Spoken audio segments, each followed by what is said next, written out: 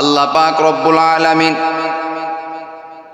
উম্মতি মুহাম্মাদীদেরকে কতটা মায়া করেন, দয়া করেন, মহব্বত করেন। আল্লাহর নবী আল্লাহ তাআলাকে বলেন, ও দয়ার মালিক আল্লাহ, আমার উম্মতেরা অল্প হায়াতের মধ্যে কেমনে আমার উম্মতেরা বেশি বেশি নেকির কাজ করতে পারবে, বেশি বেশি আমল করতে পারবে রে আল্লাহ।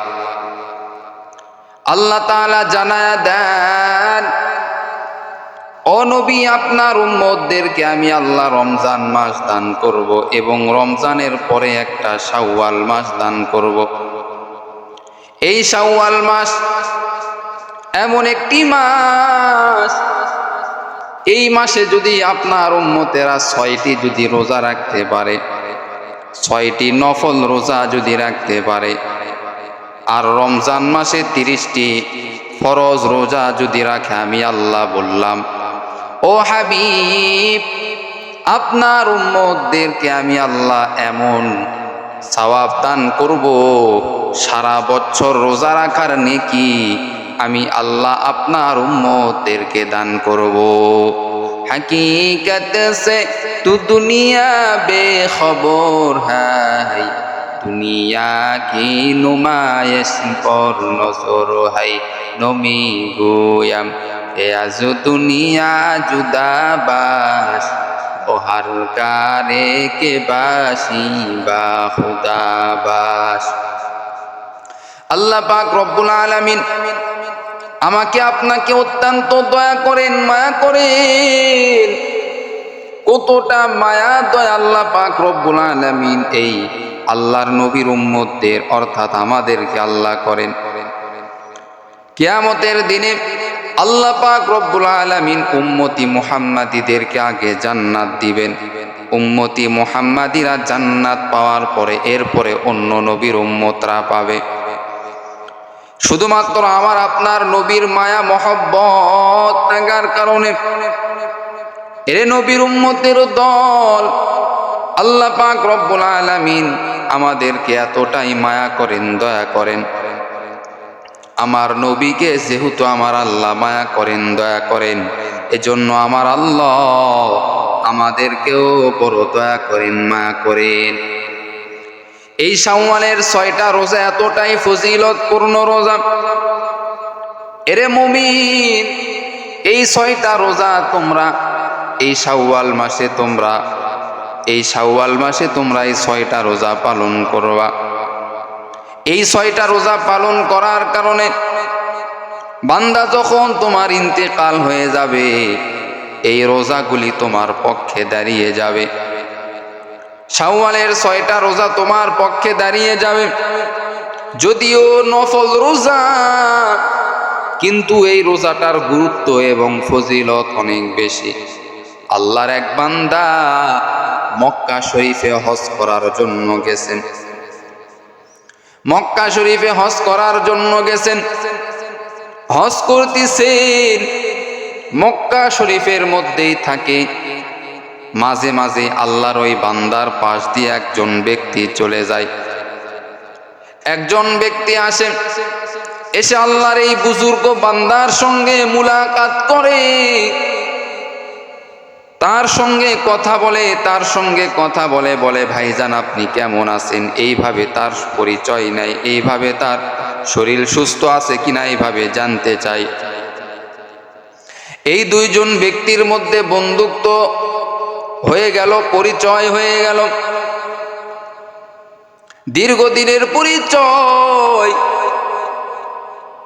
আল্লাহর এই বান্দা মক্কা শরীফে থাকে এবং এই আল্লাহর বান্দার সঙ্গে বন্ধুত্ব হয়ে গেছে। যে আল্লাহর বান্দার সঙ্গে বন্ধুত্ব হয়ে গেছে, ওই বান্দা দীর্ঘদিন ধরে তার সঙ্গে আর মুলাকাত করে না। ব্যাপারটা কি? এই আল্লাহর বান্দা বুজুর্গ মানুষ এইবার বড় টেনশনে পড়ে গেল। কি ব্যাপার? আমার সঙ্গে একজন সর্বদা কথা বলতেন, মাঝে মাঝে আমার সঙ্গে সাক্ষাৎ করতেন, কি ব্যাপার আমি তো বুঝতে পারলাম না, আমার সঙ্গে আর কেন সে মুলাকাত করে না, কি হয়েছে তার? আল্লাহর এই বান্দা এবার খোঁজ করে তার বাড়িতে চলে গেলেন। যাওয়ার পরে শুনে আল্লাহর এই বান্দা অসুস্থ হয়ে পড়ে আছে মৃত্যু শয্যায়। তখন আল্লাহর এই বান্দার কাছে গেলেন, এই আল্লাহর বান্দা বুজুর্গ, গিয়া বললেন, ভাইজান, তোমার সঙ্গে আমার মাঝে মাঝেই দেখা হইতেছিল, প্রত্যেকটা দিন তুমি আমার সঙ্গে মুলাকাত করতা, হঠাৎ করে তোমার কি হয়েছে? তুমি কেন আমার সঙ্গে মুলাকাত করো না? আমি এখন বুঝতে পেরেছি তুমি অসুস্থ হয়ে পড়ে আছো মৃত্যু শয্যায়। এই বান্দা বলতেছে, ওগো আল্লাহর ওলি, আমার জন্য আপনি দোয়া করবেন, আল্লাহ যেন আমার মৃত্যুটা ঈমানের সঙ্গে যেন নিয়ে যায়, আমার মৃত্যুটা যেন ঈমানের সঙ্গে হয়, বেঈমান হয়ে যেন আমার মৃত্যুবরণ না হয়। এবং আপনার কাছে আমার কিছু কথা রয়েছে, আমার মৃত্যুর পর আমার দাফনের কাজটা আপনি নিজ হাতে করবেন, অন্য কেউ যেন আমার দাফনের কাজ না করে। আমাকে গোসল করানো, কাপড় পরানো সব কিছু আপনি করবেন। এরপরে আমার কবরে যখন আমাকে নিয়ে যাবেন, কবরে যাওয়ার পরে আপনি কবরে নামবেন এবং আমাকে আপনি রাখবেন কবরে। কবরে রাখার পর সবাই যখন ওই কবর থেকে চলে আসবে, আপনি দাঁড়িয়ে থাকবেন অথবা আমার মাথার কাছে আপনি বসে থাকবেন। সবাই যখন চলে আসবে তারপরেও আপনি চলে আসবেন না, কারণ আপনি আমার বন্ধু, অনেক দিনের আপনি আমার বন্ধু। এইবার আল্লাহর এই বান্দা যখন ইন্তেকাল হয়ে গেল, বুজুর্গ আল্লাহর এই বান্দা নিজেই তাকে গোসল করাইলেন, নিজেই গোসল করাইলেন, নিজেই কাফনের কাপড় পরাইলেন। পরানোর পর এইবার অন্ধকার কবরে আল্লাহর এই বান্দাকে যখন রাখলেন, রাখার পরে সবাই যখন চলে গেল, আল্লাহর এই বান্দা বুজুর্গ মানুষ, সে তার কবরের পাশে বসে থাকলেন তার মাথার কাছে। সকলে যখন চলে গেল,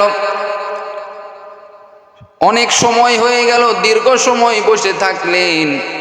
এইবার দীর্ঘ সময় বসে থাকার কারণে তার ঘুম পেয়ে গেল। এইবার আল্লাহর এই বান্দা ওই কবরের পাশেই ঘুমিয়ে গেল। ঘুমের মধ্যে এইবার স্বপ্ন দেখতেছেন, ওগো আল্লাহর বান্দা, তুমি কার কবরটাকে পাহারা দিতেছো? এই আল্লাহর বান্দার কবরটা তোমার পাহারা দেওয়া লাগবে না, কারণ এই বান্দা দুনিয়াতে একটি আমল বেশি বেশি করেছে। সেই আমলটা হলো, এই বান্দা রমজানের পর শাওয়ালের 6টা রোজা পালন করেছে। শাওয়াল মাসের 6টা রোজা পালন করেছে।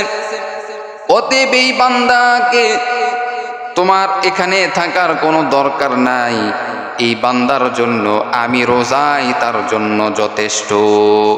কাদের কুদরতু দারি বড় কামাল, আন্তা রব্বি আন্তা হাসবি জুল জালাল, তুহি কাদের জালিলুল্লাহ জাহাদার, বহার হালে তুহি মেরা নিগাহদার। ওগো আল্লাহর বান্দা, তুমি এই ব্যক্তির কাছ থেকে চলে যাও, আমি রোজা তো তার জন্য রয়েছি। এই স্বপ্নটা দেখার পরে এবার আল্লাহর এই বান্দার ঘুম ভেঙে গেল। এমন স্বপ্ন দেখলাম, মনে হয় এটা আমাকে শয়তান স্বপ্ন দেখাইছে। আশেপাশে তাকিয়ে দেখে কেউ নাই। আল্লাহর এই বান্দা এবার আবার ঘুমিয়ে গেল এই জায়গায়। আবার একই স্বপ্ন দেখতেছেন, এই বান্দাকে পাহারা দেওয়ার কোনো দরকার নাই, এই বান্দার কাছ থেকে তুমি সরে যাও, এই বান্দার জন্য আমি শাওয়ালের 6টা রোজাই হলো যথেষ্ট।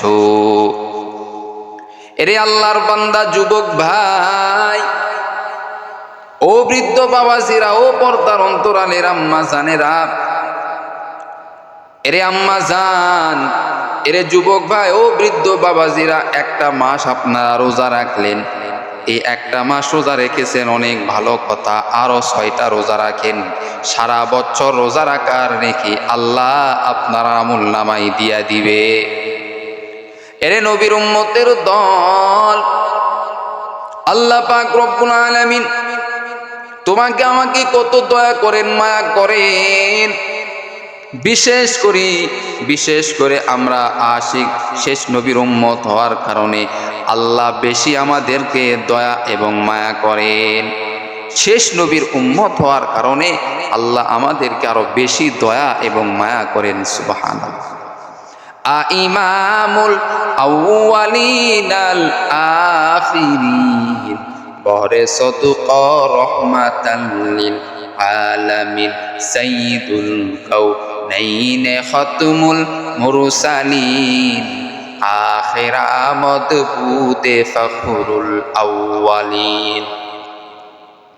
এরকম ভাবে বান্দা তুমি যদি নামাজ 5 ওয়াক্ত নামাজ পড়িয়া যদি তুমি কবরে যাও, রমজান মাসের রোজা এবং শাওয়ালের রোজা রেখে যদি কবরে যাও, যাকাত দিয়ে যদি তুমি কবরে যাও, হজ করে যদি তুমি কবরে যাও, কোরআন পড়ে যদি তুমি কবরে যাও, ওই কবরের মধ্যে যখন আযাবের ফেরেশতা আসবে, তোমার এই নেক আমলগুলি, তোমার এই নামাজগুলি, তোমার এই কোরআন তেলাওয়াতগুলি, তোমার এই রোজাগুলি, যাবতীয় আমলগুলি, দান সদকাগুলি এই আযাবের ফেরেশতার সামনে দাঁড়িয়ে যাবে। দাঁড়িয়ে গিয়ে বলবে, আযাবের ফেরেশতাকে বলবে, এই ব্যক্তির সামনে থেকে তুমি সরে যাও। এই ব্যক্তি দুনিয়াতে বেশি বেশি কোরআনুল কারীম তেলাওয়াত করেছে, এই ব্যক্তি দুনিয়াতে বেশি বেশি রোজা রেখেছে, নফল রোজা পালন করেছে, এই ব্যক্তি বেশি বেশি যাকাত দিয়েছে, এই ব্যক্তি বেশি বেশি দান সদকা করেছে, অতএব এই ব্যক্তির পার্শ্বে থেকে সরে যাও, এই ব্যক্তিকে আমরা আযাব দিতে দিব না। এইভাবে আল্লাহর এই বান্দাকে বাঁচাইতে থাকবে। আল্লাহর এই বান্দা বড় খুশি হয়ে যাবে। আল্লাহর ওই বান্দার কবরের মধ্যে ঈদের আনন্দর থেকেও বেশি আনন্দ শুরু হয়ে যাবে। আল্লাহ পাক রব্বুল আলামিন ওই বান্দার জন্য জান্নাতি খাবার নাজ নিয়ামতের ব্যবস্থা করে দিবে। কারণ এই বান্দা দুনিয়াতে কষ্ট করেছে, দুনিয়াতে আমল করেছে, দুনিয়ার লোভ লালসা বাদ দিয়ে একমাত্র আল্লাহকে পাওয়ার জন্য চেষ্টা করেছে। আর আল্লাহ বলেন যে আমি আল্লাহকে পাওয়ার জন্য চেষ্টা করে, আমি আল্লাহ তার জন্য রাস্তা সহজ করে দেই। আল্লাহ বলেন যে আমি আল্লাহকে পাওয়ার জন্য চেষ্টা করে, আমি আল্লাহ তার জন্য রাস্তা সহজ করে দেই। সুবহানাল্লাহ। এজন্য বাবা আল্লাহকে কেমনে পাইবা? আমলের মাধ্যমে আল্লাহকে পাওয়ার চেষ্টা করতে হবে। বান্দা এই সারাটা মাস তুমি রোজা রেখেছো, রোজা রাখার পরে অনেক মানুষ রয়েছে, অনেক যুবক রয়েছে যারা এই রোজার আমলটা গান বাজনার মাধ্যমে নষ্ট করে ফেলে। বলে এমন ভাবে তারা গান বাজনা করে, ডেক সেট বাজায়। যেখানে ডেক সেট বাজানো হয়, গান বাজনা করানো হয়, ওই জায়গায় শয়তান প্রবেশ করে, শয়তান মজা পেয়ে যায়, শয়তান আনন্দিত হয়ে যায়। যেই জায়গায় গান বাজনা করা হয় আর যেই জায়গায় কোরআনুল কারীম তেলাওয়াত করা হয়, ওই জায়গায় রহমতের ফেরেশতা প্রবেশ করা শুরু করে।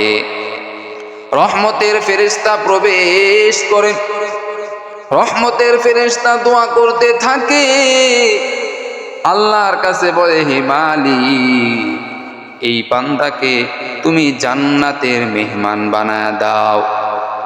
বর্তমান সময়ে যখন ঈদের দিন যখন চলে আসে, ঈদের দিন অথবা ঈদের পরের দিন 2-3 দিন পরে ডেক সেট বাজাইয়া গান বাজনা শুরু করা হয়। সারাটা মাস রোজা রেখে তুমি যে কষ্ট করেছো, এই কষ্টটা তোমার বৃথা হয়ে যাবে। এই কষ্ট করিয়া তোমার কোনো লাভ হবে না, উপকার হবে না। কারণ তুমি যে এই গান বাজনার মাধ্যমে সময়টা তুমি ব্যয় করতেছো, আল্লাহ পাক রব্বুল আলামিন বলবেন, ও বান্দা, তোমার এই সময়টা তুমি নষ্ট করেছো, শয়তানের লাইনে তুমি কাজে লাগাইছো। অতএব বান্দা, তোমার আমল আমি আল্লাহ সব নষ্ট করে দিলাম। এজন্য আমি অনুরোধ করে বলবো, ঈদের পরের দিন অথবা ঈদের দিন আপনার এই রোজা রেখে যে আমল করেছেন, এই আমলটা আপনি নষ্ট করবেন না, গান বাজনা করিয়া নষ্ট করবেন না। অথচ আপনি এই দিনগুলিতে আপনি কোরআনুল কারীম বেশি বেশি তেলাওয়াত করবেন, আল্লাহর কাছে দোয়া করবেন। অথচ হযরতে ওমর রাদিয়াল্লাহু তাআলা আনহু ঈদের দিনেও কান্নাকাটি শুরু করেছেন। ওমর, আপনি কেন কাঁদেন? ওমর বলতেছেন, বাবা আমি কান্না করতেছি খুশির দিন, ঈদের দিন। তার কারণ হলো আমি যে সারাটা মাস রোজা রেখেছি, এই রোজা রাখার কারণে আমার গুনাহ মাফ হলো কিনা, এজন্য আমি ওমর কান্না করতেছি। যদি আমার গুনাহ মাফ না হয়, আমি ওমর আল্লাহর কাছে কি বলবো? আমার ঈদের খুশি দিয়ে আমি কি করব?